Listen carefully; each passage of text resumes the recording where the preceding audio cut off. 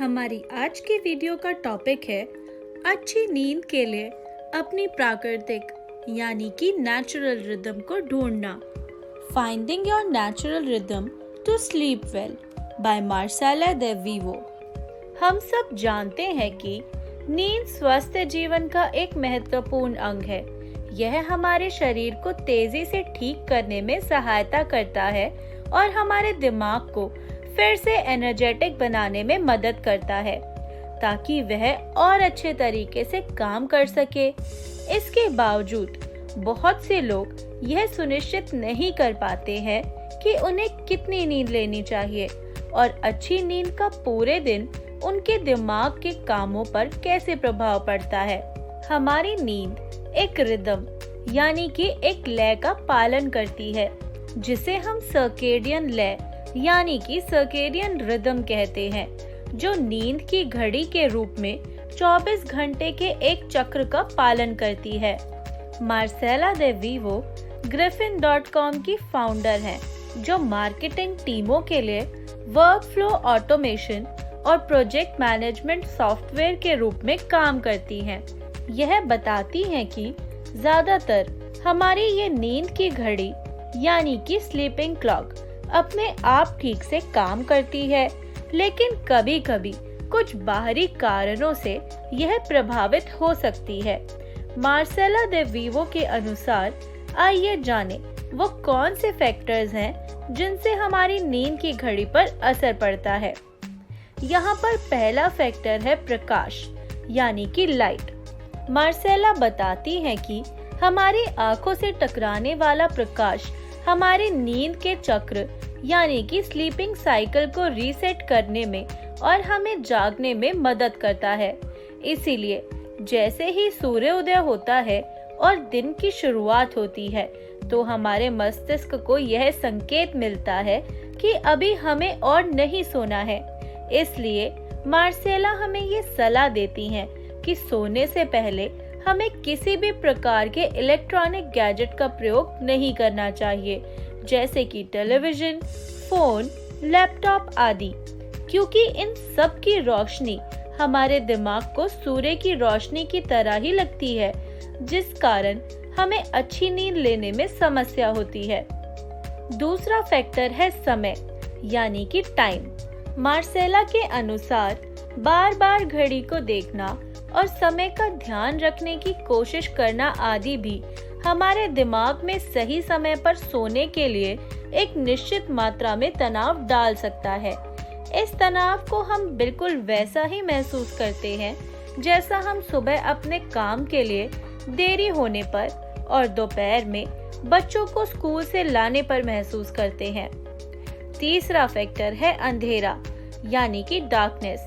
हमारे दिमाग में हाइपोथैलेमस नाम की एक ग्रंथि यानी कि ग्लैंड मेलेटोनिन नामक एक हार्मोन छोड़ती है, जो हमारे निद्रा चक्र यानी कि स्लीपिंग साइकिल को कंट्रोल करती है। इसका मतलब यह हुआ कि जितना ज्यादा अंधेरा होता है, हाइपोथैलेमस उतनी ज्यादा एक्टिव होती है और ज्यादा मेलेटोनिन छोड़ती है, जिसके कारण हमें ज्यादा अच्छी और गहरी नींद आती है।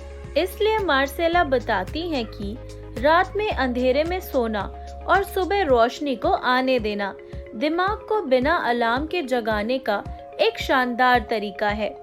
अपनी बात को आगे बढ़ाते हुए मार्सेला कहती हैं कि अगर तकिए पर सिर रखते ही 5 मिनट या उससे कम समय में आपको नींद आ जाती है, तो इसका मतलब आप अच्छी नींद से वंचित रहते हो।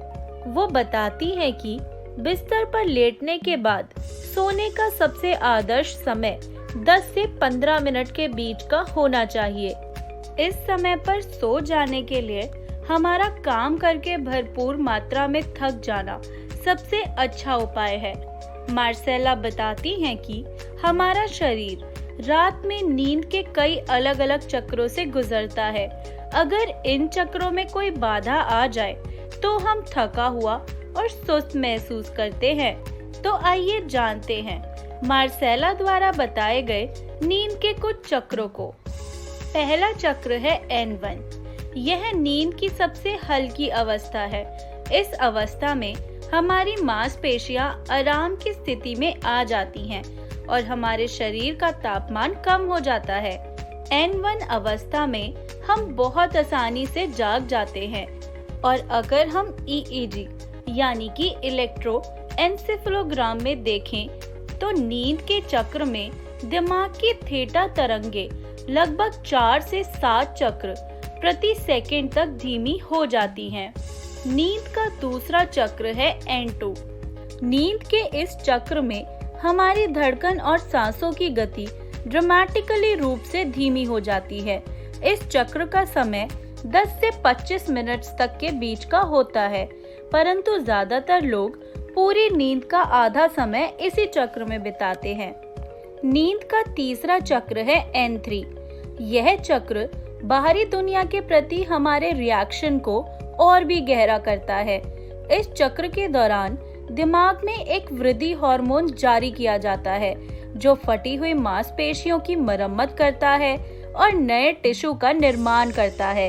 इस चक्र के दौरान हमारा शरीर सबसे ज्यादा ठंडा महसूस करता है, इसलिए मार्सेला बताती हैं कि नींद के इस लेवल तक पहुंचने योग्य होना बहुत जरूरी है। नींद का चौथा चक्र है REM यानी कि REM या रैपिड आई मूवमेंट। इस चक्र की सबसे ज्यादा चर्चा की जाती है क्योंकि मैक्सिमम लोग REM के दौरान सपने देखते हैं। यह सबसे गहरी नींद का चक्र है और रात में औसतन लगभग 3 से 5 बार आता है और आमतौर पर 1.5 घंटे तक चलता है। मार्सेला बताती हैं कि जो लोग अपर्याप्त REM नींद लेते हैं वो ज्यादातर घबराए हुए और थके हुए से जागते हैं। अनिद्रा, तनाव, रात की शिफ्ट की नौकरी या एक नर्सिंग माँ होने के कारण आपके शरीर को रात में मिलने वाली REM नींद की मात्रा प्रभावित हो सकती है। हाल ही में की एक रिसर्च से पता चला है कि वैसे तो औसतन व्यक्ति रात में 7 घंटे सोता है, लेकिन 8 घंटे से कम की नींद वास्तव में अगले दिन व्यक्ति के IQ को कम कर सकती है। इसके अलावा बिगड़ा हुआ नींद चक्र हमारी याददाश्त को कमजोर कर सकता है, तनाव यानी स्ट्रेस के लेवल को बढ़ा सकता है और यहाँ तक कि हमारे मस्तिष्क को भी सिकोड़ सकता है।